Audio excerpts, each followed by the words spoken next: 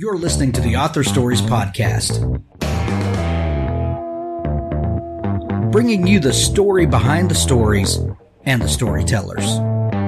Margaret White, Terry Brooks, Sheena Kamal, Matthew Quick, JT Ellison, Walt D. Williams, Brad Ford, Corey Dr. O, Brandon Sanderson, Robin Mott, Ernest Klein, Jim Butcher, Charlene Harris.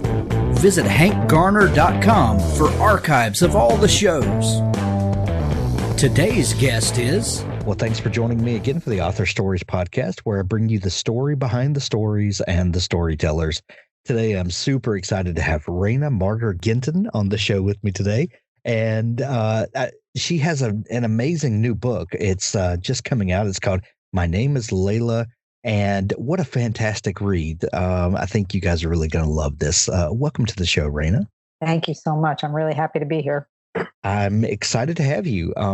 Reyna, we begin each show with the same question. And that question is, what is your first memory of wanting to be a writer or storyteller? Wow. So I'm not one of those people that always wanted to be an author. I always loved to write, and I was always, good at writing. And that kind of manifested itself in all sorts of ways growing up, the school newspaper and things like that. And then later on as part of my legal career. But I can't say I have a memory where I all of a sudden, thought I want to be an author. So I think that happens in different ways to different people, to be honest. Absolutely, it does. We've done more than a 1,000 episodes of this show, and there are 1,000 different answers to that question. Everyone has their own experience. You mentioned your legal career. What led you to study law and to practice? And was there an epiphany moment where you knew that was a path that you wanted to go on? Not really. I think I was more pretty typical of people my age. I'm in my mid-50s, and I think that now I've met with a lot of young people who are becoming attorneys through the first book that I wrote. I presented it at a bunch of law firms and a bunch of law schools, and they seem to have a much more strategic plan ahead of them. And I suppose a lot of that has to do with the economic environment that we find ourselves in now. Nobody's going to just, kind of take a chance on anything. You want to feel like you know what you're doing and how it's going to go. It wasn't really like that so much 30 years ago when I decided to go to law school. I was a liberal arts major. I majored in philosophy.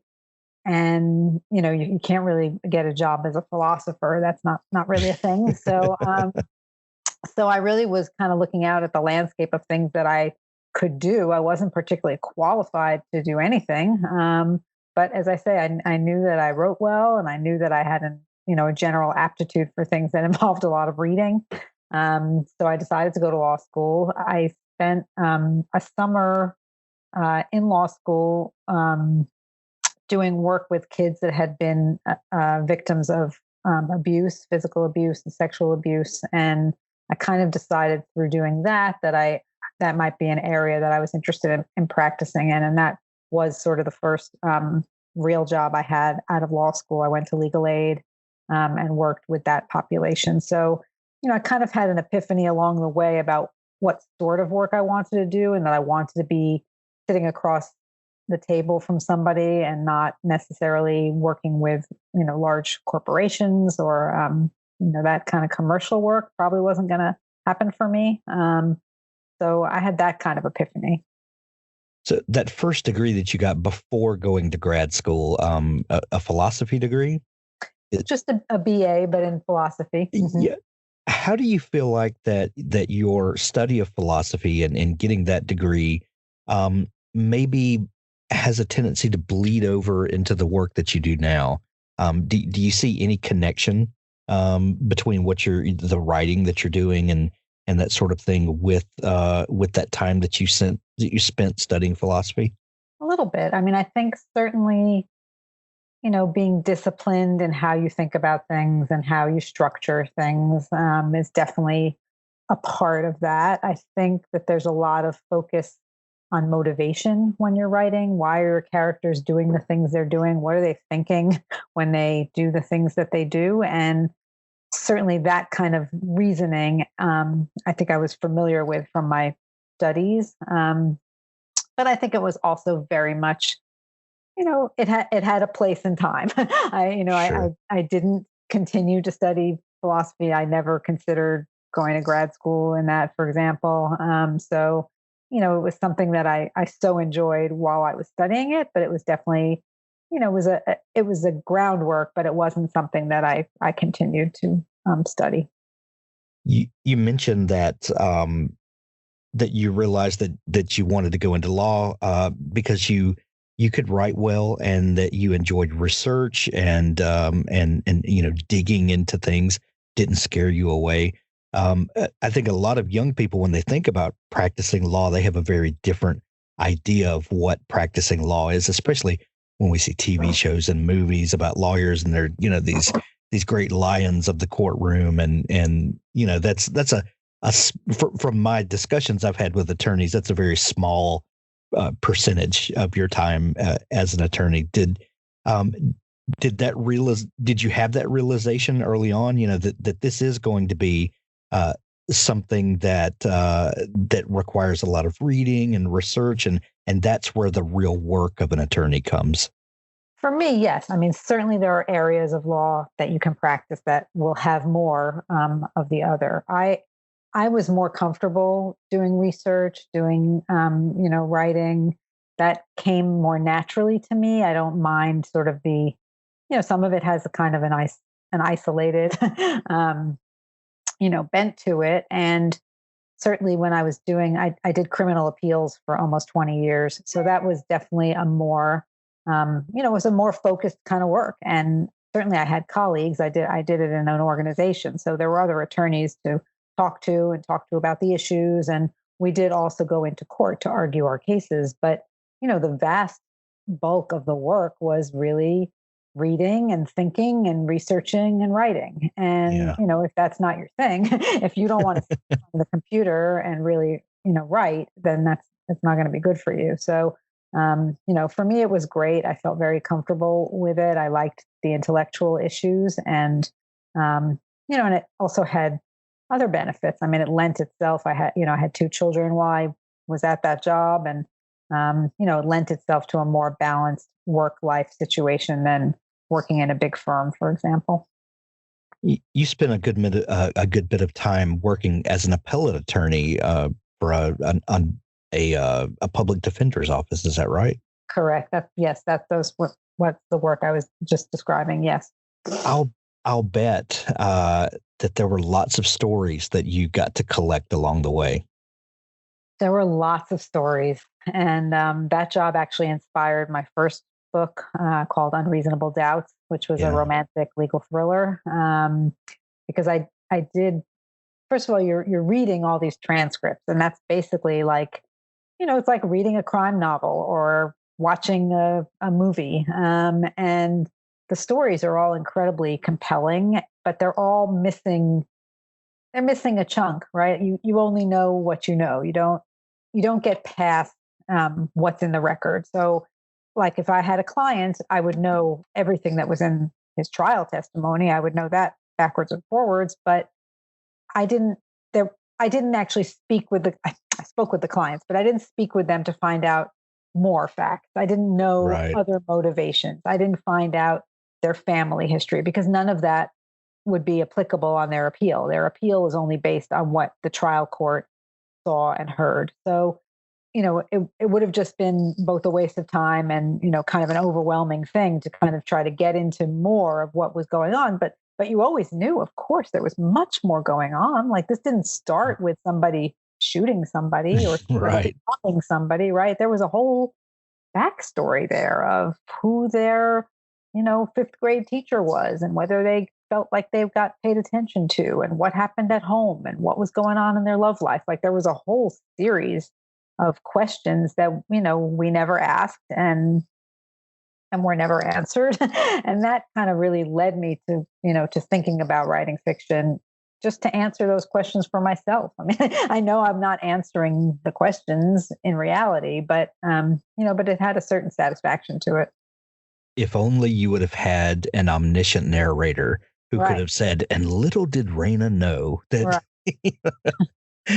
in the other room, that would have made that would have made your life so much easier, wouldn't it? For sure.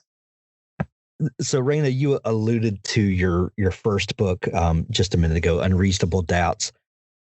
What was the motivation for writing that book? Did one day you just decide that your life needed a novel in it, and what was that moment that made you realize that this was something you wanted to do? So, I had been thinking about, as you say, all these stories floating around in my head about the people that I had encountered in this job. And at some point in 2014, I ended up leaving the job, not to become a writer, but just because, sometimes after a while, and it had been almost 20 years, I just didn't feel like I could tell the story in the way they needed me to tell the story anymore, because you can't make up parts. when you're in that job, you can't make up anything, and you have to be very persuasive.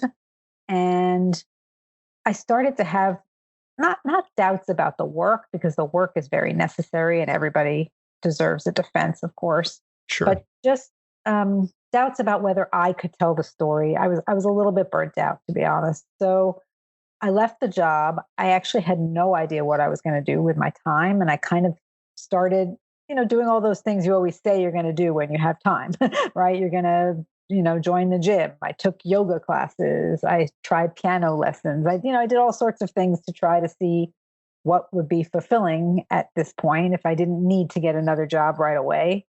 And at some point, a friend of mine said that she was taking a writing class at, there's a college near me called Sarah Lawrence College, and they have a writing program for adults, not for credit, not for anything, just, you go in and they have wonderful professors and all sorts of people that are interested in writing.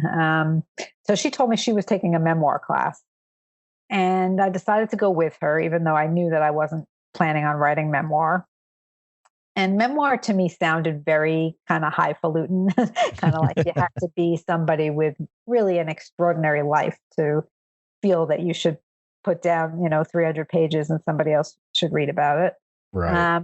But what I found out pretty quickly was that wasn't what the class was about, for sure. And it was very much about isolating moments in your life and seeing how you could write about them that would be relatable to other people, and that they might learn something about you, but also about what you had learned from the person or the experience that you were writing about. And I wrote a whole series. I took the class for a year. I wrote a whole series of small essays and memoir pieces, about different people that I had known in my life. And when I was finished, I kind of looked at it and said, in combination with my stories from my job and some of these characters that I can kind of be inspired by, maybe I could write something longer. Maybe I could really try to write fiction. I didn't want to write, like a biography of my mother, but I did want to write a mother character that would be inspired by my mother. And so that's what happened. I took another couple years and I wrote Unreasonable Doubts. I think a lot of people, when they think memoir, there needs to be a heroin addiction. Someone needs to join the circus, Well, or something really remarkable, right? You could be Barack Obama, or you could be, whatever. Then you're going to write your memoir, and good for you. But, the average person, although everybody's life has many lessons to teach, is not going to sit down and write a memoir. Sure. But the book that you did write, Unreasonable Doubts, this is, while not necessarily a legal thriller, this definitely has aspects of your day job. I'm making air quotes here. At the time, did that just seem like a natural extension of where you were in life and what you felt like you were an expert at? Was there just confidence built in that, this is the subject matter I can tackle because this is who I am? Right. Very, very much so. First of all, I had a lot of mixed feelings about having left the job. This was really, as you say, it was who I am. And especially, I think, and I don't want to make generalizations, but I think often for women who, do work and try to be a good parent at home, a lot of your identity is wrapped up in what that job is that you do outside of the home. And Right. when that ends for whatever reason, whether you leave voluntarily as I did, or it ends for some other reason, you're kind of left saying like, wow, like who am I now?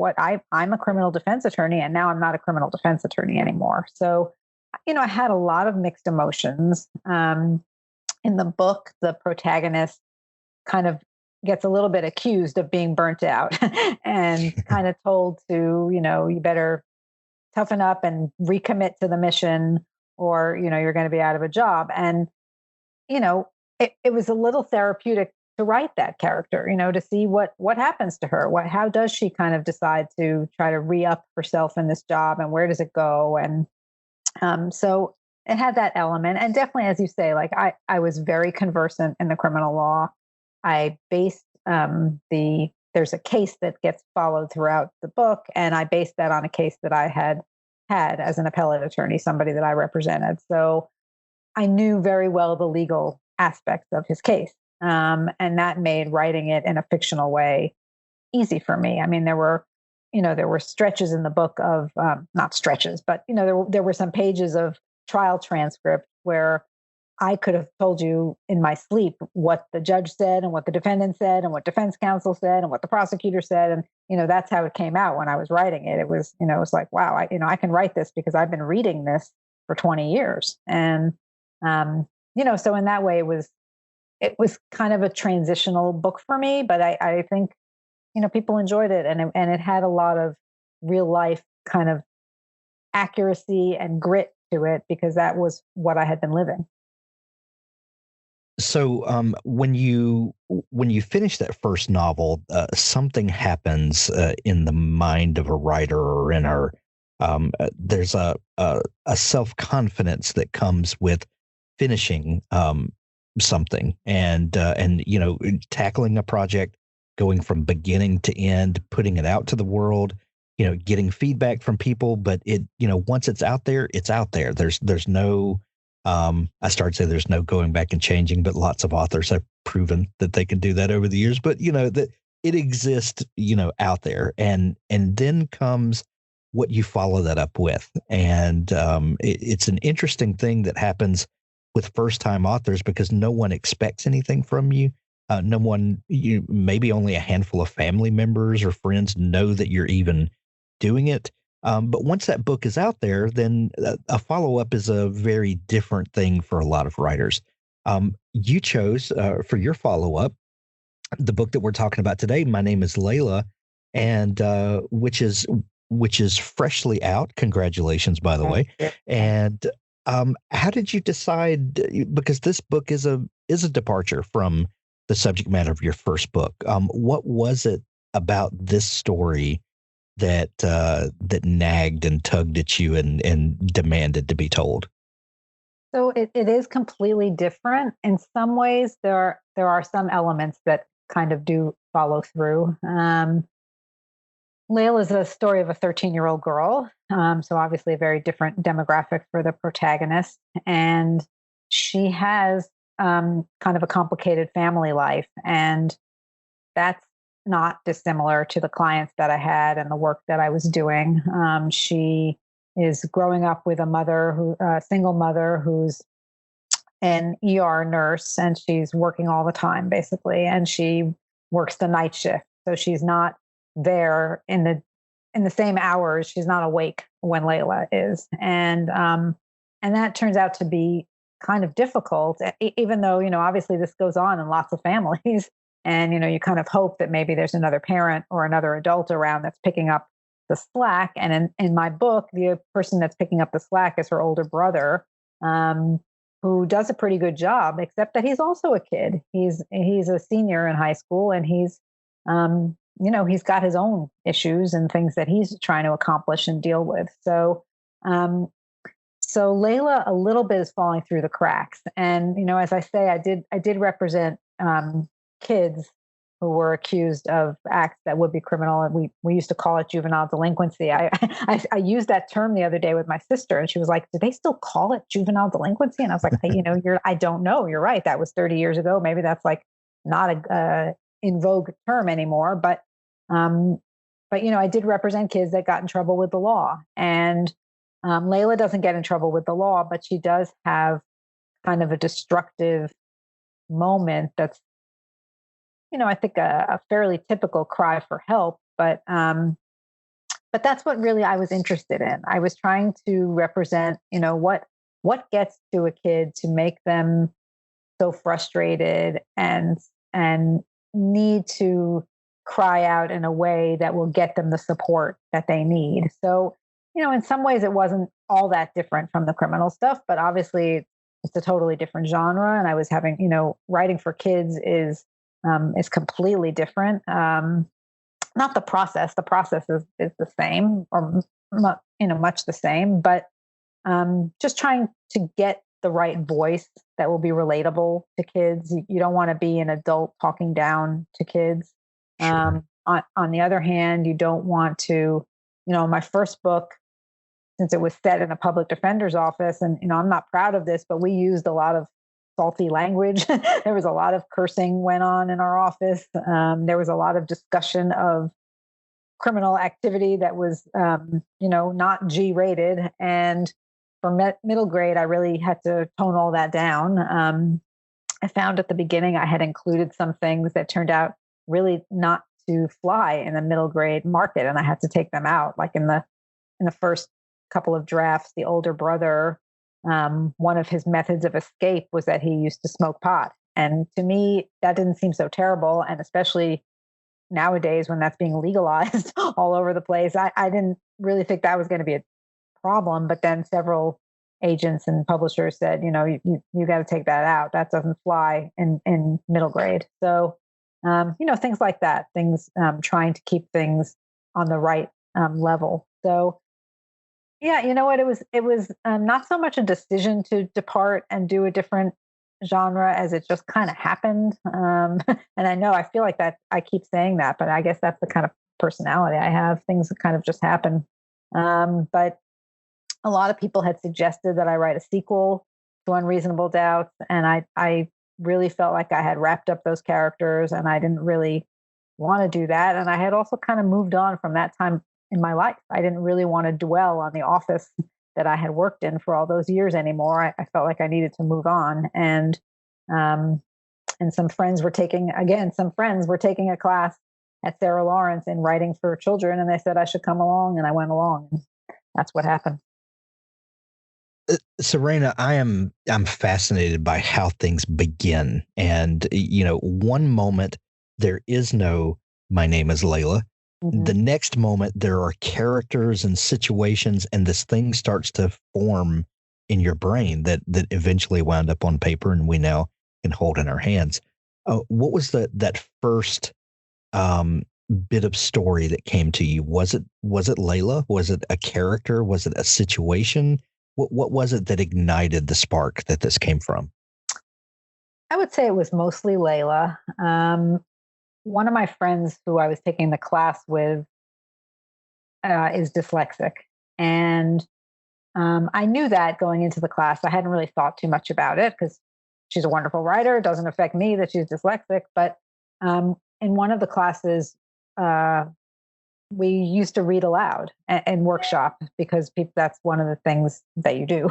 You read aloud. And she had trouble reading aloud. And I didn't really know that, and I wasn't expecting that. And she explained that that's sort of one of the vestiges. She had pretty much learned to overcome her dyslexia, but she still has trouble with that sort of thing. And, I started to think, like, what would it be to have trouble reading or reading aloud or writing? And another thing she told us was that sometimes she'd write things, type things out, and the spell check wouldn't work because her typing would be so off that spell check didn't even know what she intended to say. And I'm very reliant on spell check, so I found it kind of alarming. But just that sense of frustration, I was really trying to capture that. What would that mean? And I guess part of it for me is that there's definitely like years of my childhood that I couldn't really tell you much what went on. If you asked me what went on when you were 10 or what went on when you were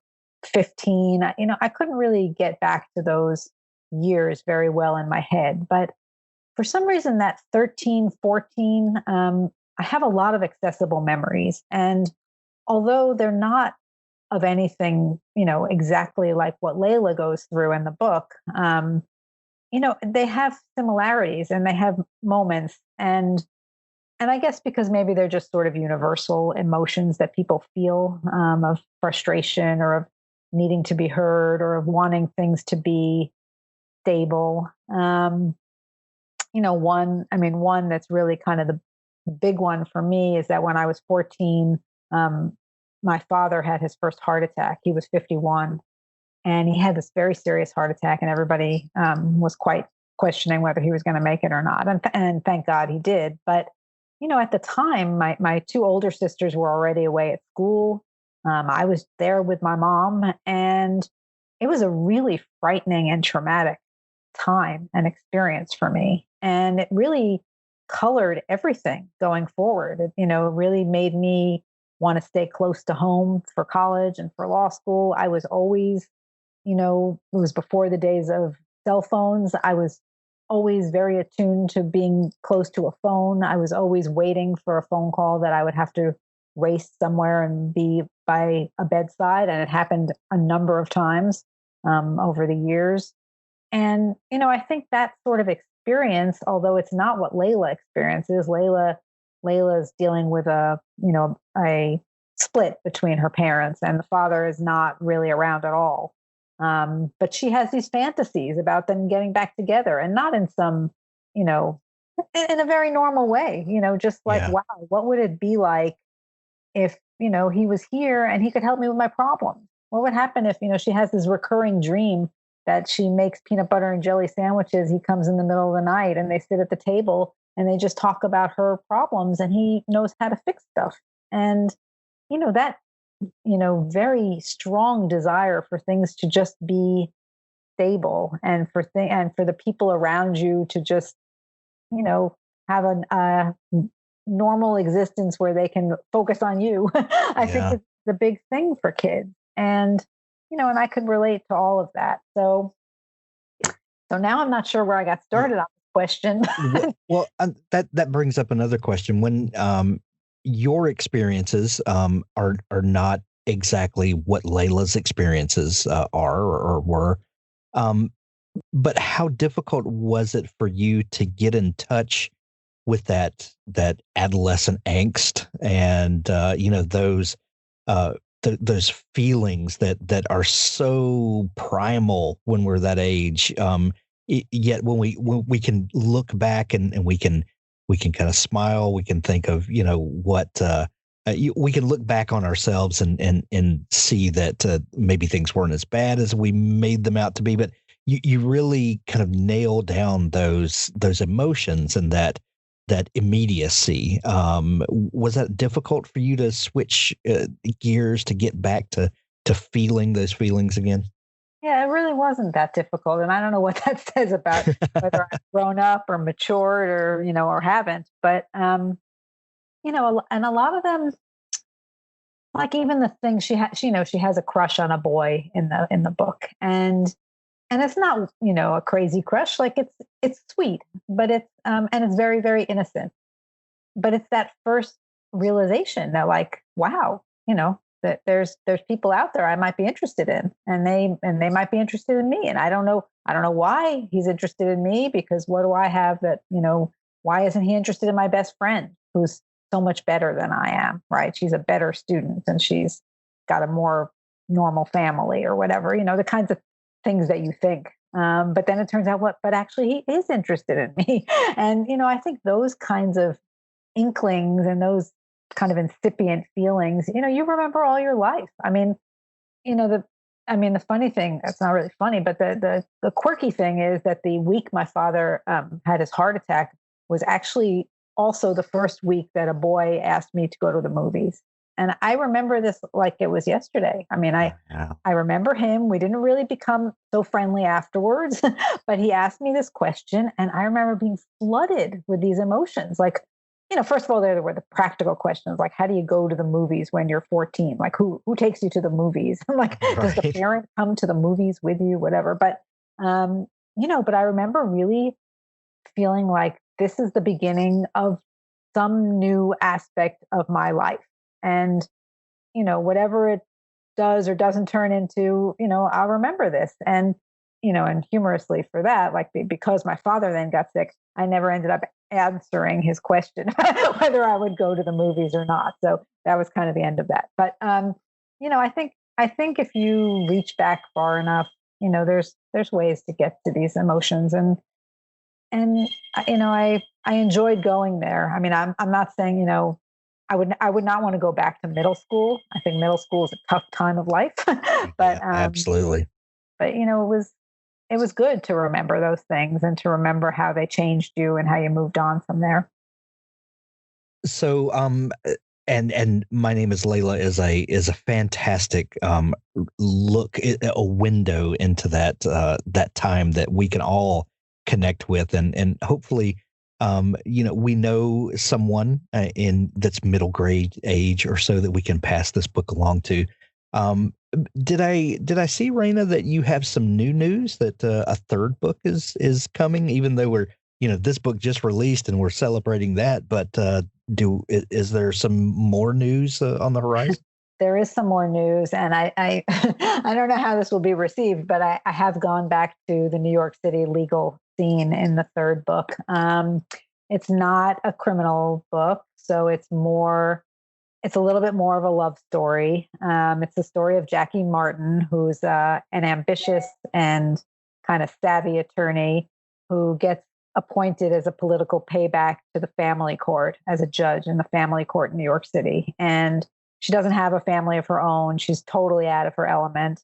But she kind of approaches it as if she can control everything. She's going to impose order on these families. And in the midst of that, she misses that her own relationship is imploding. So it's fun. It's a fun book. I mean, it's not super heavy. It does have quite a dose of law in it. Again, because I used to practice in the family court, I was familiar enough with those kind of cases, I think, to be able to portray those realistically. And they're so interesting. There's abuse cases. There's a domestic violence case. There's a delinquency case that all came out in the book. And it's fun. It's told in alternating chapters between Jackie and the boyfriend that leaves her. So that's out in October. In October. Fantastic. Well, the new book is called My Name Is Layla. It's available everywhere now in Kindle edition or paperback. However you like to read books, you can grab it. Reyna, this has been so much fun chatting today. If people are just learning about you and want to dig into all the great stuff that you do, where can they find you online? Yeah, I would love that. I have a lot of stuff up on my website. It's ReynaMarderGentin.com. I can spell all that for you. It's Reyna, Reyna, Marder, Marder, Gentin, Gentin.com. And I've got, short stories and personal essays and all sorts of stuff up there. Excellent. We'll put links to the website in the show notes of this episode to make it easy for folks. And also we're going to put a link to My Name is Layla as well. And we highly encourage everyone to grab a copy of that. Reyna, this has been so much fun chatting. Thank you for taking time to come on the show. Thank you. Both Barrels Publishing is the brainchild of successful indie author James P. Sumner. He has self-published over 15 titles in the last 5 years and has over 800,000 downloads so far in his career, meaning he has a wealth of knowledge and experience to share with the indie publishing community. Knowing the struggles of the modern-day indie author as well as he does, he wanted to create a platform that would allow writers of any level to learn the ropes, navigate the pitfalls, and produce a professional novel without wasting time or money in the process. Both Barrels Publishing is the perfect one-stop shop for any indie author, combining James's expertise with his own team of editors and designers so you can help your novel realize its full potential and learn how to publish yourself. The purpose of Both Barrels Publishing is to help indie authors get their novels ready for publication without all the stress, hassle, and unnecessary expense. We want to make your lives easier, which is why we're giving you access to a top-notch team to publish your novels, along with a generous discount on their services. You can also work one-on-one with James to learn the intricacies of self-publishing. No hidden cost, no false promises. We simply want you to publish the best version of your novel. BothBarrelsPublishing.com.